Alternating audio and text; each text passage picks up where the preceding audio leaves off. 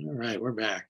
That last hymn we heard from the Benedictines in Missouri, the singing Benedictines, was a hymn written by Carlo Rossini, Italian composer, and it meant to prepare your heart, which is a perfect. That's why it's chanted during Advent. And so we started with this image of dumping out the contents of the cup so that we'd be open for something new. And that is always the sense of preparing your heart. Mary is so prominent in this time of Advent because, one of the famous things that Luke said about her more than once was Mary pondered these mysteries in the silence of her heart. She is the model of a contemplative who's on the mystical path. She pondered these mysteries in the silence of her heart. And so, uh, uh, I prepare all week reading and thinking and pondering the mystery. And that, we're still working with the mystery of Advent. We're not even going on to Christmas yet, which is, we're totally out of step with modern American culture, which is all sort of preparing to have the gifts under the tree. So our the title, I don't know what the title of this is going to be when we put it up on YouTube, but really we're going to be working with what the Buddhists call today right view. They often show a eight-spoked wheel of the Eightfold Path for Buddhism. And the first thing was a right view, which means you have to see the world as it is, clear. So what's going on here? Not just the normal thing of the moment, but just a big picture. The right view is the big picture. And so we're using our mandala here, and that's what the Tibetans will put in a mandala, the big picture. Again, those of you who weren't here at the beginning, I talk about how the Dalai Lama will use this mandala for 10 days to give people really the big picture. He'll do a 10-day retreat called the Kala Chakra retreat. We're going to do, we're doing our smaller version of it, but still to get a view. And today we're working on really how does time meet eternity, and what and the human condition, how does that meet sacred wisdom? These are the themes today, and we're going to use this mandala, and I'll put up the screensaver again, just in case you're coming in for the first time. Where we're going to work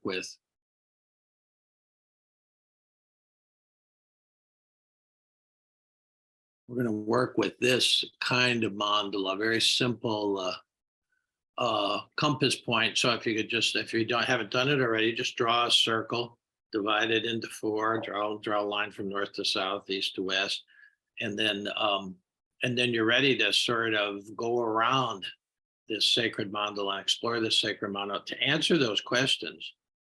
Like the Christmas question is later, the Christmas mystery, the Epiphany mystery, these are later, but right now we want to get a view, a very old view, 4,000 or 5,000 year old view, as opposed to this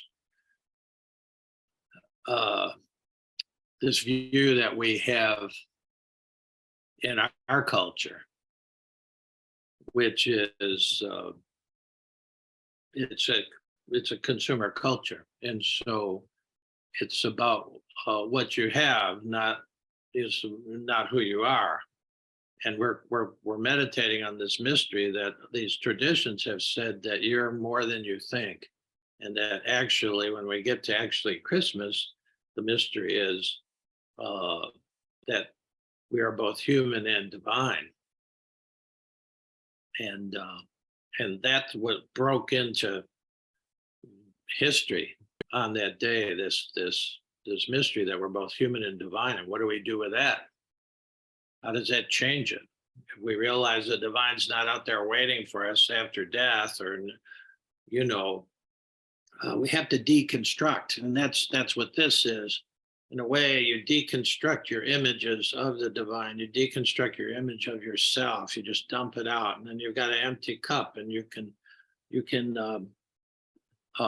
actually receive another image as long as the cup is filled with your images of God that you grew up with as a child. The problem is our whole view of life in Christianity, and especially Advent and Christmas, is pretty infantile.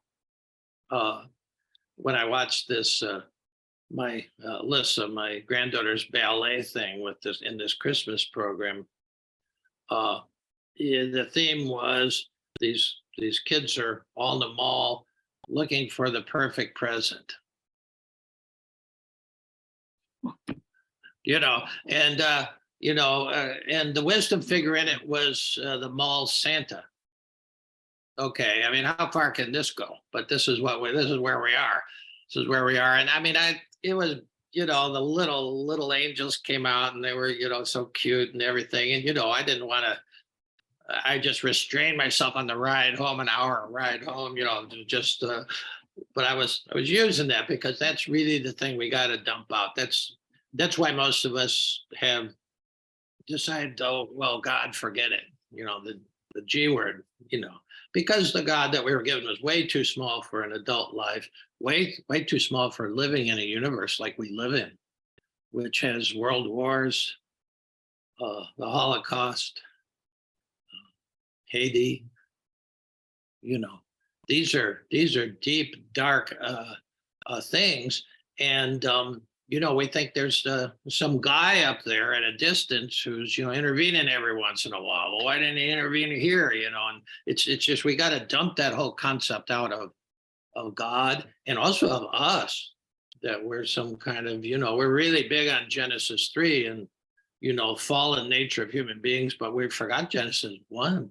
We were created, and God created all this stuff. Somehow this stuff was created. And it was good. The light was good. The darkness was good. The sea was good. The air was good. And then plants were good. The animals were good. And then human beings were very good. We shelved Genesis 1 and we just, fallen nature, vale of tears, all that stuff. And that sort of works up till around the 4th grade. Maybe it'll carry you through junior high, but by high school, it doesn't match up to the human condition. So this again, what we're trying to match up. Time and eternity, how they're actually connected and what each of them is, and then also the human condition. We see the fact that here's the world. Beautiful and terrible things will happen. So how do you square that? If we had some guy who was supposed to be controlling all this for the good, well, that's not a model. That's a model you got to dump out of the cup. You got to say there's something there. There's a different model for the sacred, and we're pondering that. It is a mystery, though, and mysteries need to be pondered. The heart ponders. The mind tries to reason it out. And this is not a reasonable world. We're dealing with great mystery here, and so we have to. Mary pondered these things in the silence of her heart. Well, how much silence do we have? I never gave homework as a junior high teacher. But one day I said, all right, you got homework tomorrow. And everybody woke up. What? And I said, I just wrote the word on the board, ponder.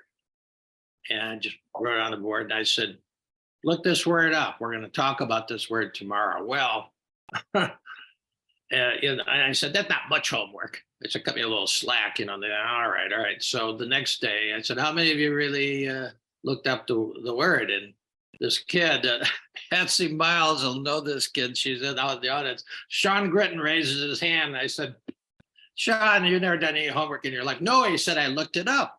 And I said, all right, well, what does ponder mean? He says, it means I be pimping. And everybody laughed. And I said, what? He said, yeah, I read it. It meant to be a pimp. And I said, no, that's pander. That's pander. And, I had to cut him some slack because my handwriting is, really iffy. And I said, that's pandering. He went, oh, and I said, because he was all set to talk about being a pimp. And that was a big term. I be pimping, and, they're using all these words for each other. I said, no, ponder. And then, of course, my little type A uh, Enneagram 3 girls, they did look it up and they could spit out the whole thing. It meant to consider something deeply. And I said, yeah, and then I gave them, Mary, I did it during Advent. I said, man, Mary pondered these mysteries, the mystery of what am I giving birth to? The eternal, the divine. I'm giving birth to the divine. I mean, she had a lot to ponder. And then she raises the kid, he leaves home. He's a different kind of kid, totally. He has a totally different view of the world. He leaves home. He's a healer, but he leaves home instead of setting up shop there and making some money for all of his relatives. He leaves home, never charges a dime for anything. And then he ends up getting tortured and hung on a cross, which is the lynching tree of the time. So many Black people in our South did that. And, they lynched Jews in Auschwitz and made everybody watch it. But that the cross was the lynching tree of the time, was that. And how could somebody who just was doing that get that payment? And there's a lot involved there. And, she's at the foot of the cross like this always. She's shown always like this with her heart open. We don't have statues of Mary like this. That's important. She's open to the mystery, as painful as it is. And it had to be painful. Any of you have had a child who was harmed or cut off in their prime or just has difficulties, it's a great mystery to live with. And then, of course, there were 3 Marys there. There's Mary Magdalene there.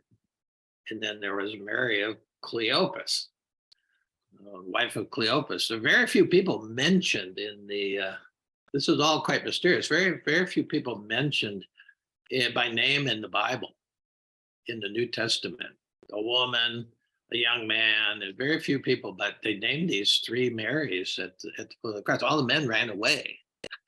How do we not get this picture? The women were the true disciples. They hung in there and through the pain.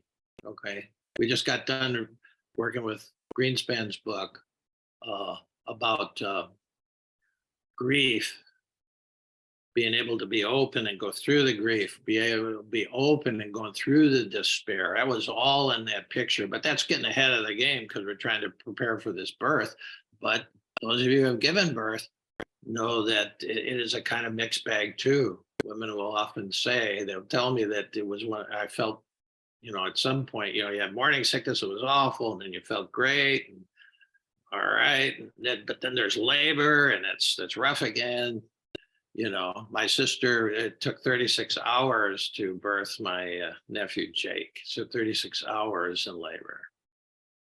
So this is all a great mystery. So I'm going to use this north, south, east, west, a kind of compass thing. I mean, I've got a compass here. It'll give us directional, and it'll give it a sense of meaning, not just in time and space, but also in eternity. So we're going to start in the east. Okay. Well, and we're going to run through how you could look at north, south, east, west. This very simple, and we saw it in the mandala, but it's much more detailed with the Dalai Lama's mandala. Guys, for one thing, spent 4 or 5 days making it out of sand, but it's very intricate. You can go deep into this, but we're going to get enough of an idea of how this, and this is a turning wheel. So, you can put kind of arrows that are going around this way. The wheel of the Dharma, the wheel of life, the wheel of clear understanding for the Buddhist goes clockwise.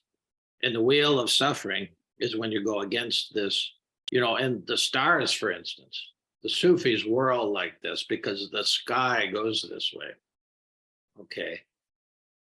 Well, actually, we're turning too, and so the Sufis turn too, but they're trying to be in rhythm with the big turning of the universe. So be in rhythm of the universe. You don't, might still have pain, but you don't suffer what we suffer when we try to go against this huge force. Okay, so let's start, and we'll talk about elemental forces. And then we'll talk about psychological forces because we're psychological beings. And then we'll talk about spiritual. We'll try to hit those three levels in the next 20 minutes, just to give us a sense of a big view.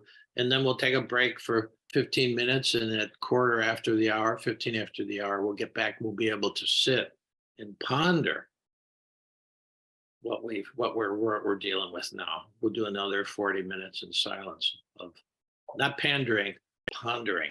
Okay. I saw Betsy laughing because she knew this kid. He never did a day of homework in any class. And he said, I looked it up. So if you start at the east, let's just work with the day we know. We're elemental forces. There's dawn. So you can put dawn there. Okay, dawn comes in the east. And the mandalas all take this into account. So in the east is dawn. And then if you move to the south, it's noon. Okay, this is another time of the day. And then if you move to the west, it's sunset. And then when you move to the north, it's midnight. So let's look, we have a day there. And every day is like that. See, these are eternal rhythms. It's just not like, not unlike the weather that comes and goes. This is the way it is. There's dawn in the east, and then noon. Noon is, high noon. It's it gets bright as it gets, and then there's sunset in the west, and then there's midnight. These all have a different quality. Now, the Trappists that I trained with and who I love so much, well, they broke the day into 7 times. They really fine-tuned it. And so at each of these kind of ritual times, the bells rang and you put down the fruitcake you're wrapping and you come in and they chant some psalms that are sort of tuned to the day. The psalms they chant in the middle of the night, like at 3:15 in the morning, are totally different than the psalms that they chant at sunrise, and then the psalms they chant in the evening. They pulled from this 150 poetry index, ancient 3,000 years old psalms, and they chant every day. That's quite a different life. Not many people are cut out for that, but it works with this rhythm of dawn, noon, sunset. And they say there's angels, and they actually have, they have illuminated manuscripts of the angels of these hours, the wisdom of these hours, you see. These dark angels that we worked with of grief, despair, and fear, they were angels, which means a wisdom figure. And, they sort of, maybe they got male names or whatever, but they're really, their wisdom, there's the wisdom of the day. And wisdom is always feminine in all the traditions. Yeah, they might be called Gabriel, but this was wisdom coming into the window. Who's ready for wisdom to come into your window and say, you're about to change your life? Not many of us. Yeah. And so it's not some male god telling her to, submit. It's and even the angel Gabriel. No, that's just wisdom. That's a feminine energy. And she went with it. She said, okay, I don't know what any of this means, but okay. Okay. So that's the day, starting from the east, dawn, noon, sunset, midnight. Now let's talk, now that's a sun kind of view. Let's talk about a moon view, because there are some cultures that are like Islam is connected to the moon, and even Christianity is connected to the moon too, because these are important elements. So in the east is the waxing moon, the moon that's getting bigger. Okay. And at the south is the full moon. And at the west, you can start to figure this out, is the waning moon, is the moon that starts to be disappearing.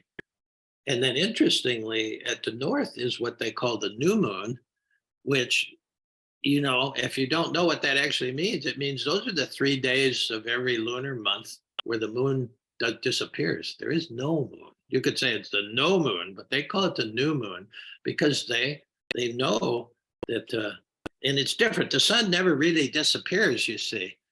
So you got a couple of images there because we did the sun first and now we do the moon, and the sun is really eternal. I mean, it might disappear at an eclipse. That's why that freaked out cultures, of course, and it was sacred time, but the sun is sort of eternal. You can sort of count on it. It's gray today. You never really saw the sun, but you sort of know it's there. But the moon is more like what our lives are like. It changes. So in the east, it's starting to get, after it disappeared for 3 days, now you still there's a little sliver of it, and then it starts to get bigger. And then at some point, it's full in the south. And then in the west, it starts to wane. And then up at the north, disappears for 3 days. So that's waxing moon, full moon, waning moon, a new moon. Yeah. Okay. Now let's look at something else that we know about. Let's talk about the seasons. The east is always connected with spring. Okay. The south is connected with summer. And then what follows summer? Fall. And that goes in the west, along with, sunset and waning, fall, leaves start to fall, and then finally in winter at the north. So we've got that rhythm that, we're living in, but we don't really see it as sacred, but it's all reinforcing one another, you see. Okay. Now the next thing is a kind of what happens in our own psychology in our own life. This brings those are sort of things that are going on whether we live or die. But how is it in a human body? Well, in the East, there's a kind of a birthing. Something new is born. What a great feeling that is, to when all of a sudden something new is born. I remember my one famous encounter with a depressed teenager. She just wrote in her reading journal, SOSDD. And I thought she was in trouble, SOS, I didn't know the DD. Some of you know this. And then, so I wrote back to her. I said, what is that? I don't get the DD. Are you in trouble? She said, no, just same old shit, different day. And then when that gets broken, all of a sudden something new is born. Yeah. So same old shit, different day. Who doesn't know that feeling? And a lot of times that's winter. It's a winter thing. It's just how many gray days. It's been like Irish winter for 3 days here. I haven't seen the sun. Mist, cold, not really cold. Ireland, I get that cold, but it feels cold. So same old shit, different day. Then all of a sudden something's new. Something bursts forth, birth. So that's at the east. Now the south is the sense of when you feel fulfilled, when there's a fullness, and that goes along with what happens in summer. Of course, summer is when the crops are really growing, everything is growing. So there's a birthing, and then there is a growing of these new seeds and shoots in your life. When you're really feeling fulfilled, you're at top of your game, you're really happy. Everything is like working out, the divine plan. This is when you become a believer. You say, yeah, oh, thank you, God, or whoever you are. You got me out of this pit that I was in. Yeah. And that lasts for a while. But then there's, in the West, then there's the dying of that. And that's what Pema's, if you don't have Pema's book on your shelf, you should, because this is for when you move to the West. It's called When Things Fall Apart. That book will be around as long as people are reading. It's a classic because she talks about, well, what do you do when things fall apart? Yeah, well, that's the point where we all become addicted to something. The way we normally deal with it, our own reactions.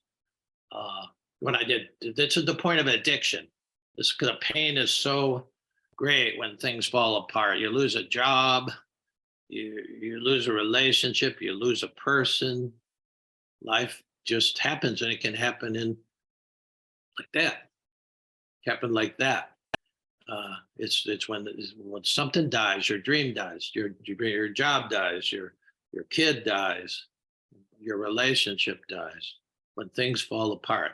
And now this is such a painful part of the wheel that people spin off from the wheel. They just like thrown off of the wheel, and it's some kind of addiction.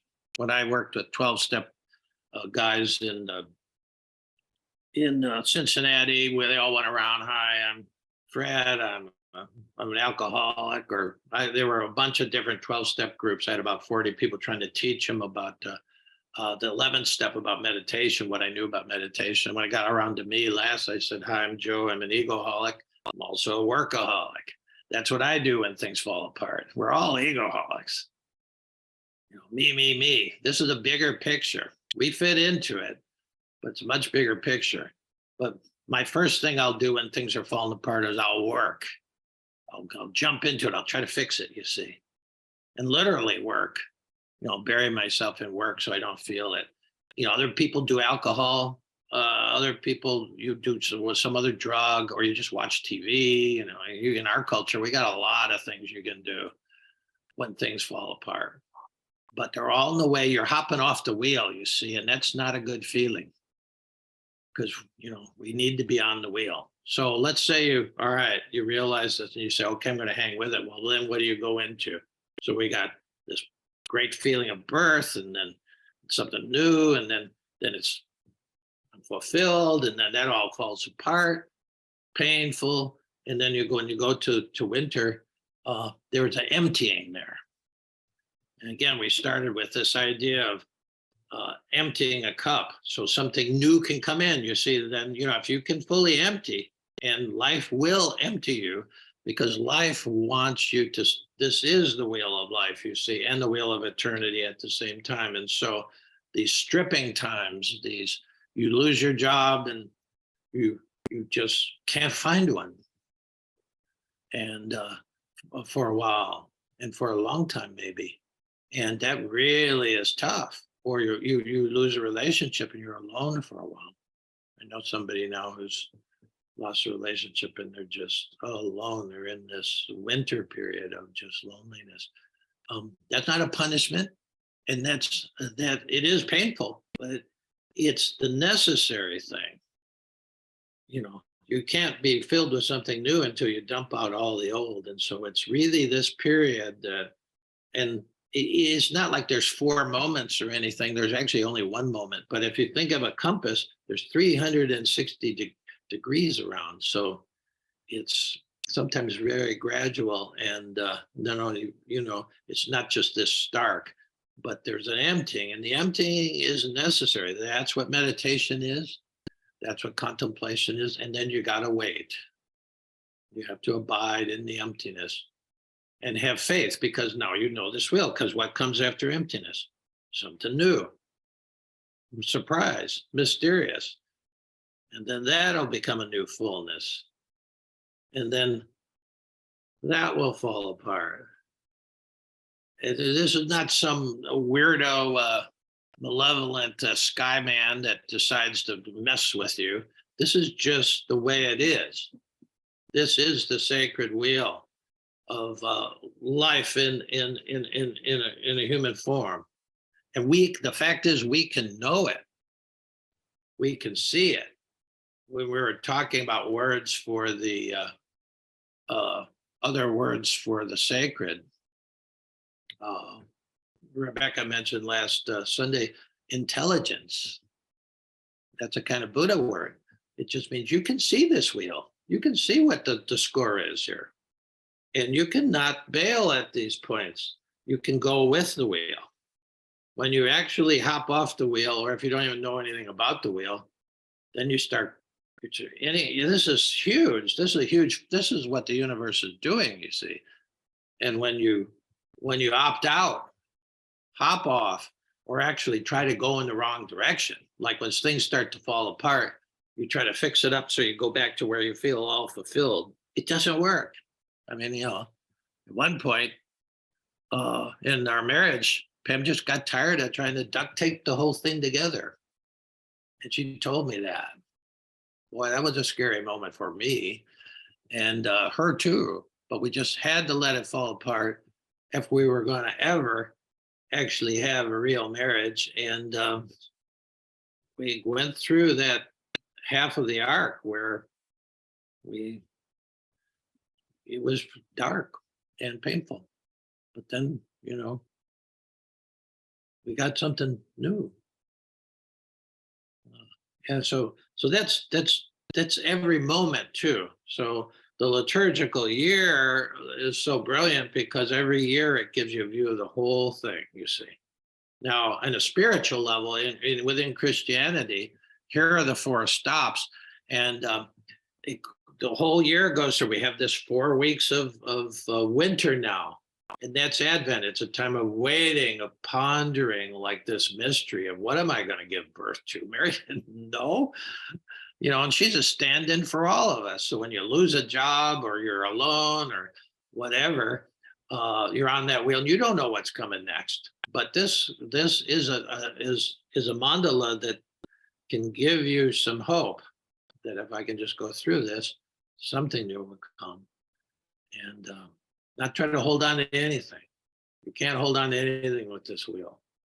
But you have faith that east always comes, dawn always comes.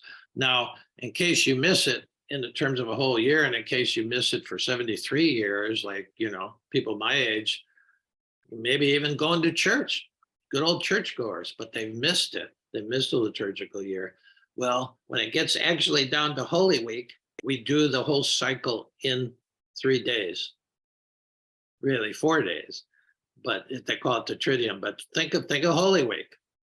It starts, Holy Week actually starts in the South, so you could put Holy Thursday there. If you read the Gospel of John, there's 5 chapters of Jesus is teaching the wisdom at the Last Supper. It's the fulfillment of everything he's been teaching. The disciples didn't pull it together. He was a very hard wisdom teacher to understand. But so he pulled it all together. He said, it's all about love. You just love people the way I've been loving you. And he was pointing it out. And he goes on for 5 chapters. So that's the fulfillment of what he's been teaching probably for a couple of years. They're still not getting it. And then, so that's in the South. That's the whole message right there. Read those 5 chapters of John and you'll get the essence. You can boil it down to one word: love. Love's what moves this wheel. Now, in the center of the wheel that the Dalai Lama showed of the Kala Chakra is the Buddha, and in symbol for wisdom and compassion. It's just different words. There's something that moves this wheel, and it's right in the center. And guess what? It's in the center of you. You can tap it. That's there. Jesus called it love. He said, God is love, the force that's moving the whole universe. That was his word. And it wasn't romance. It was this force for good that moves the wheel. Wisdom and compassion. Yeah. Okay. So it starts with Holy Thursday in the South. And then guess what? We got Good Friday in the West. Everything falls apart, really. Somewhere around the beginning, very early on Good Friday, it all falls apart. This great feeling, all falls apart. And then up in the North, it's Holy Saturday, where nothing happens. It all falls apart on Good Friday. It's horrible. And he dies, and they put him rock him into a cave, and he's gone. And then nothing happens. There really isn't any celebration on Holy Saturday. It's a time of emptying. It's empty. At the monastery, I like to go to Gethsemane on there because the monks just shut down everything. Nothing moves. It's ritual again, but they're bringing you the whole view in 3 days or 4 days. And then, of course, when you get to the next day, everything comes back. There's Easter. Okay. And what if you don't get it? Mary Magdalene comes in and these guys all cowering in there, Peter and all those guys. She says, hey, don't be afraid. He's back. Well, they said, get out of here. Get out of town. We don't believe you. Why would he, she was really the apostle to the apostles. She says, get a clue here. He's back. You can't kill what he was. You can't kill love. But they didn't buy it. They went to the tomb and the tomb was empty. And they said, this woman's hysterical, But then, so it took them 50 days, Pentecost, the next season. And you can put Pentecost there under Holy Thursday, because in 50 days, then they get it. Then they get it. But it's so men are a little slower than women. We all know this. We all know this. That's why the women got it first. Okay, because women are connected with wisdom, and she was open, as was Mary, his mother. She was open to it. That's a feminine quality. Can you be open to the mystery? Can you experience the mystery? And then can you take that inner light that comes from that and bring it out into the world? That's the full process. But see, so you can go around there from in the South, Holy Thursday, Good Friday. That's the mystery of Holy Saturday. And what do we do on Holy Saturday? Good Christians. Well, we're preparing for. It's busy. It's Holy Saturday is an image of what we've done to Advent, because Advent is that time too for 4 weeks. But Holy Saturdays is one day, and it's all busy getting your hair done, green plastic grass, eggs, making eggs. This is nonsense. We have no sense of it. And then it should be a silent day. The monks know that. They don't late in the night. They get ready for the Easter vigil. Then boom, the new fire, dawn. See, it's dawn in the middle of the night. They light the candle, the Paschal candle, and then they all light their. It's a lovely ritual. They burn a big fire out there, and they light the candle from that. And it's all about there's a light in the darkness. That's why Advent is in the birth of this sacred into the human is in the darkest time of the year. There was all kinds of pagan rituals that had the same thing. They didn't have the theology, but they had the same thing. The fires in the darkest night of the year, just to say there's a light in the darkness. Doesn't deny the darkness. A lot of Pollyanna Christians think, oh, well, everything is going to be great and whatever. No, I mean, Haiti solved me from that and keeps me. There is darkness, but there is light too. So that's when we get to the mystery of Christmas and the Epiphany. That is actual grasping the sense of that light is in me. That the love that moves the stars, the whole cosmos, it's in me. Now that's a mystery. That's a radical proposition, and maybe you can't accept it yet. We think, no, I'm not worthy. Maybe if I go to Haiti and work for 20 years, then I'd be worthy. But no, you're missing the whole boat. There is no line on which you get above, then you're worthy. You've got this. Now, that's an incredible statement. And that's what but this mystery that we're in now of Advent is a mystery of waiting, but with some hope, because we've seen this wheel. We see how it goes. This is what the Buddhists call right view. It's why it's the first step on the Eightfold Path. You can't get to all the other. And the right doesn't mean the opposite of wrong. It just means, in focus, clear.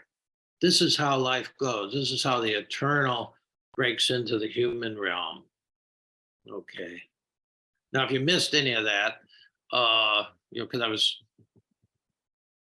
all over the place sometimes. So I was trying to follow that wheel. If you missed a stage, I'll put on during our 15 minutes. I'll put on the screensaver of just what I was talking about. Actually, I didn't have the spiritual thing of Holy Thursday, Good Friday, Holy Saturday, Easter, Pentecost. The wheel keeps going.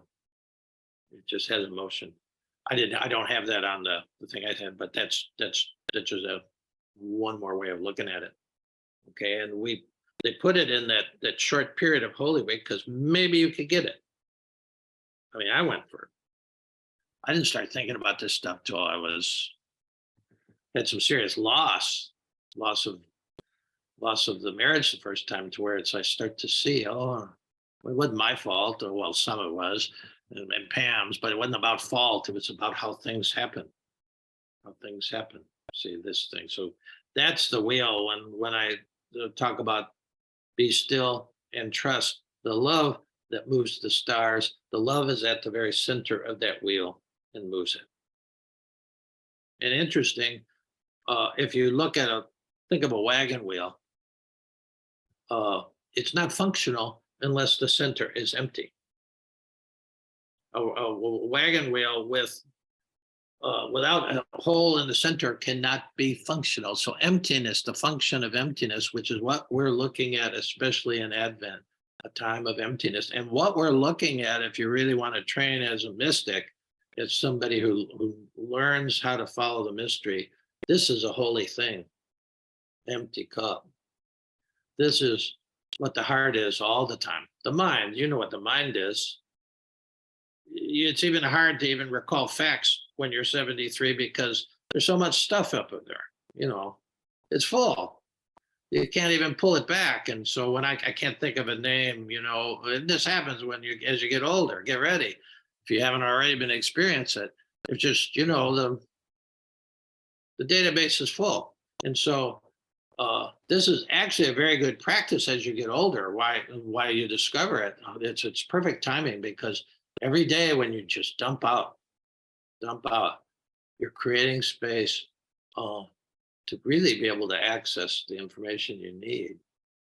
So it's almost like, deleting stuff from your database so you have room for more pictures, Sometimes there are no more pictures, you're full. Yeah. So that's a way to think about and people usually have to, I'm working with a couple of guys who are in college. We were sort of young for this talk, but they're interested because they just don't believe in this life that they're being offered. This is it. They're 20, 21, and they're saying, this is what I'm going to live. Just whoever dies with the most toys wins. That's our religion. They're questioning that. So they're working with me. They're the youngest people I'm working with, a couple of college kids. One's graduating, one's a junior, a girl that's a junior. But they maybe haven't gone through the wheel enough to really be able to feel the wheel, but they're already questioning, this is it? And a lot of young people in our culture question that. This is it? Yeah. So this is it. So you got a picture now. So we'll take about 15 minutes. Right. Take a break. We'll be back to sit and ponder it in silence in 15 minutes.